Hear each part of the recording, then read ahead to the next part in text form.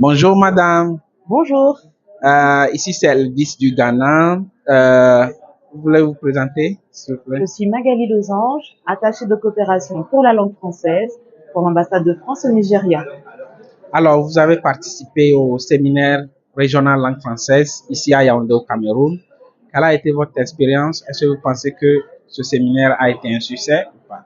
Expérience très positive, tout d'abord parce que j'ai eu le plaisir de rencontrer de nombreux collègues venant de pays voisins, mais aussi plus lointains, où les réalités sont très similaires à celles rencontrées au Nigeria. Et puis aussi beaucoup de nouvelles découvertes, d'outils, de plateformes, de façons de procéder. Donc je repars avec beaucoup d'idées, beaucoup d'envie. Merci beaucoup. Est-ce que vous pouvez parler de l'enjeu de l'enseignement et l'apprentissage du français au Nigeria? Alors, beaucoup de Nigérians ne le savent pas, mais le français est la langue officielle dans la Constitution. C'est l'une des deux langues officielles du Nigeria.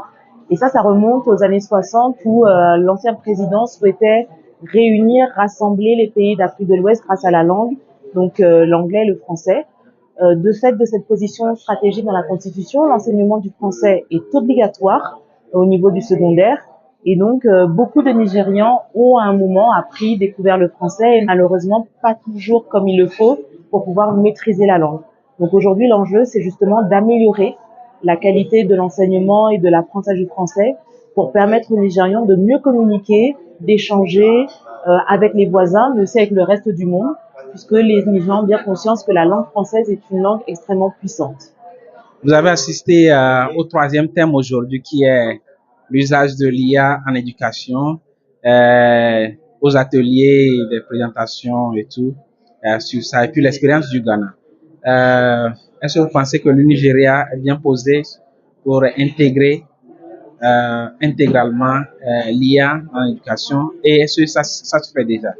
Alors, il y a encore beaucoup de travail à faire pour, d'une part, améliorer l'usage des outils numériques et, d'autre part, former, sensibiliser à l'utilisation de l'IA au Nigeria. Moi, le premier usage évident que je vois, c'est sur la création de manuels. Il y a beaucoup de demandes pour de la contextualisation et de la production de manuels qui correspondent aux réalités des apprenants. Et ce que j'ai pu voir avec l'IA, c'est qu'effectivement, on a des possibilités de création, de partage, de diffusion qui correspondent bien aux besoins du Nigeria. Merci beaucoup. Merci à vous.